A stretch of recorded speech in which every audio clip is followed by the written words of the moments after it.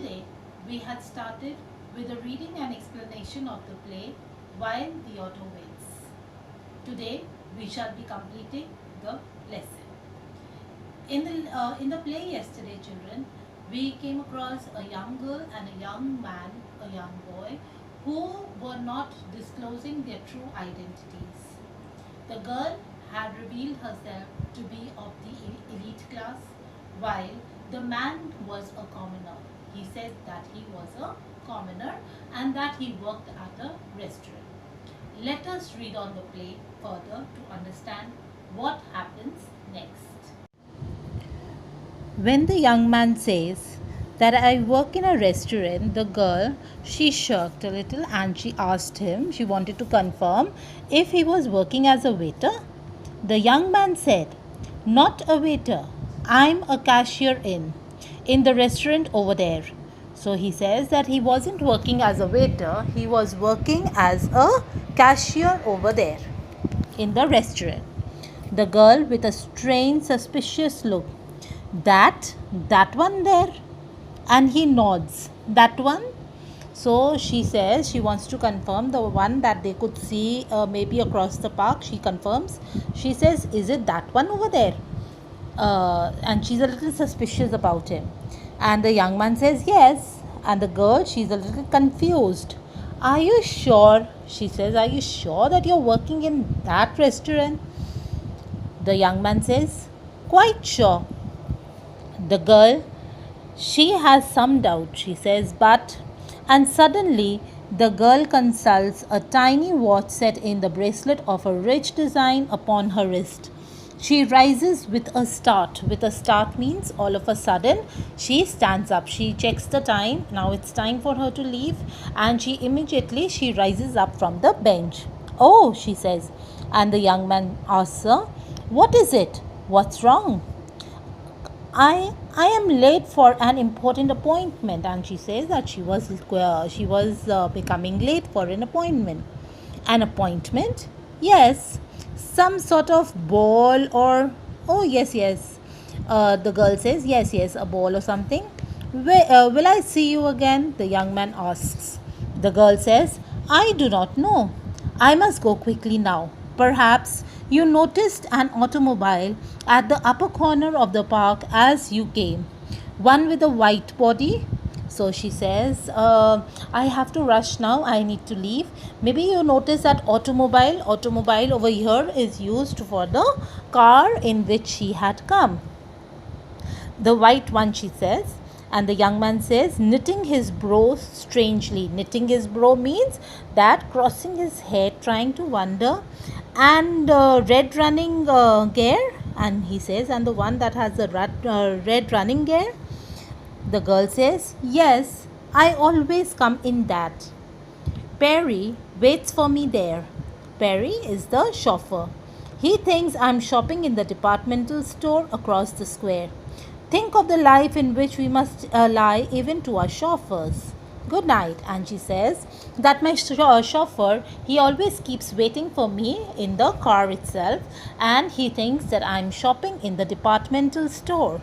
And see the kind of life we elite people live. I have to lie to my chauffeur, my driver as well. The young man says, wait, it's getting dark and the park is full of questionable characters. Can I walk you to your? He says that there are so many different kind of people around in the park. So can I come with you till your car? Can I walk you to your car? The girl, quickly she says, no. I mean no. If you have the slightest respect for my wishes, you will remain on this bench for 10 minutes after I have left. And she says that if you have any respect for my if you have any feelings and respect for my wishes, you will keep sitting here. You will not follow me. You will not see to where I go. You remain right here till 10 minutes after I leave this place. I do not mean to question your intentions, but you are probably aware that autos generally bear the monograms of their owner. Again, good night. So she did not want to disclose her name in the beginning. So she says that I want you to stay here. You know that the automobiles, the cars of our of elite people like us, they have monograms. They have the name inscriptions on the cars. So I don't want that you should follow me.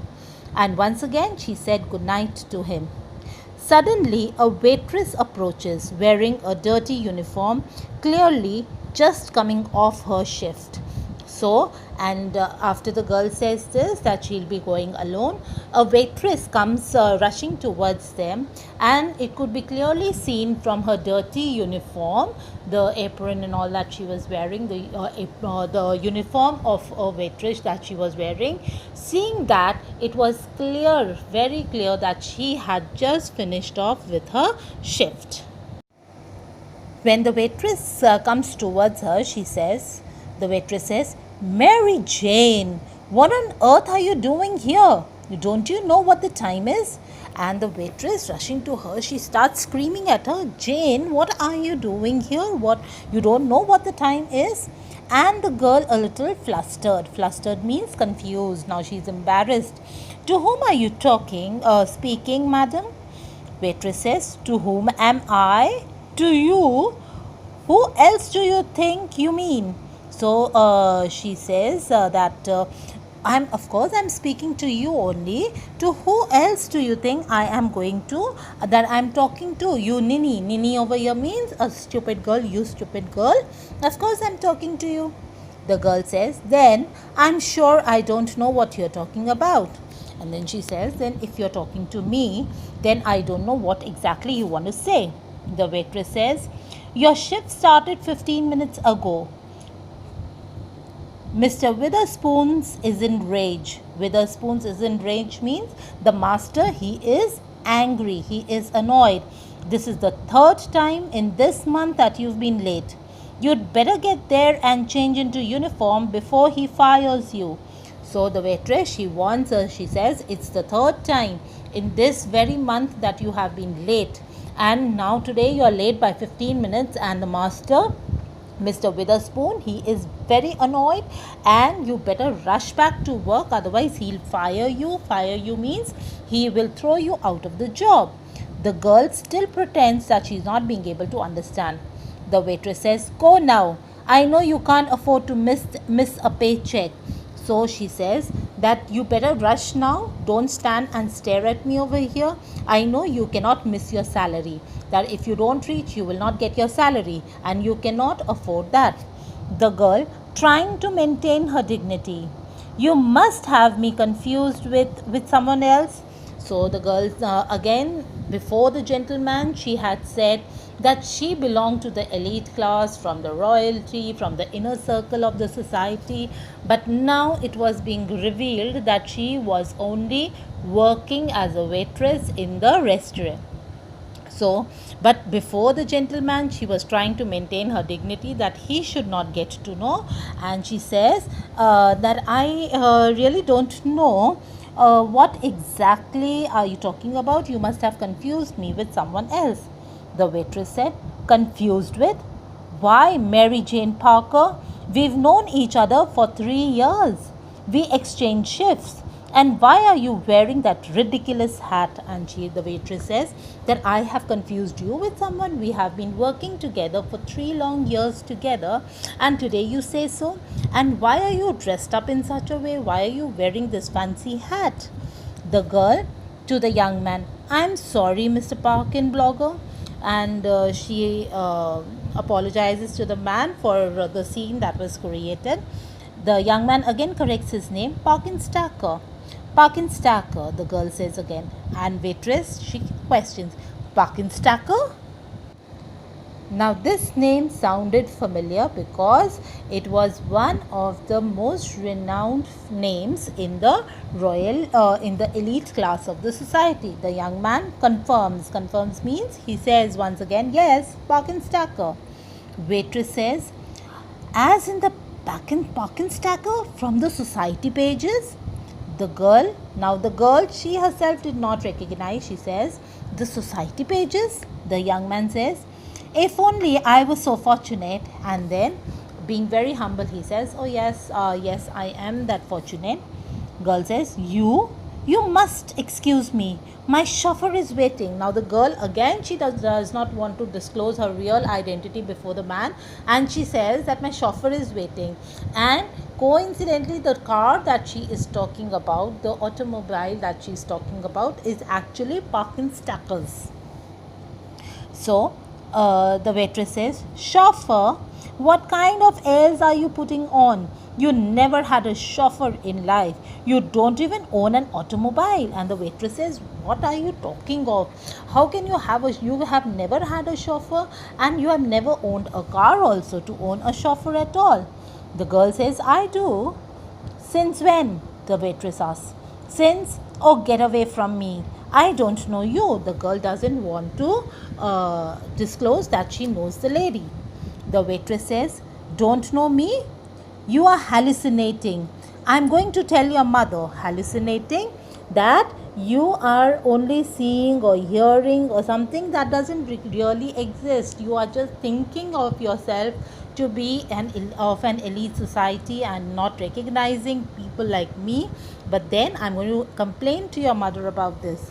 The girl rushes off, followed closely by the waitress. So the girl quickly, she starts moving, and the waitress goes behind her. The young man picks up a book where she had dropped it. The young man says, wait, you forgot your... But they are gone. After a few moments, a chauffeur approaches cautiously, carefully. Chauffeur says, beg your pardon, sir. The young man says, yes, Henry. Chauffeur says, I don't mean to intrude. Intrude is interfere. But your dinner reservation, shall I cancel it or? No, I'm coming, the young man said. All right, sir, the auto is waiting. The chauffeur exits and leaves the young man standing alone for a moment as the lights fade. So, it was actually the young man who was rich, who belonged to the elite class, and who wasn't disclosing his identity, while the girl who was claiming to be from a renowned family, from a rich family, she actually was a girl of she was a commoner. Okay, so she belonged to a common class, to the middle class, and she was working as a waitress in the restaurant. This is disclosed in the end to us. I hope all of you have understood the chapter well. Now children, please go through the play in your textbooks, understand it. In case of any doubts or queries, do post your questions, your queries in the comment section of the Google Classroom. That's all for today. Stay home, stay safe. God bless you all.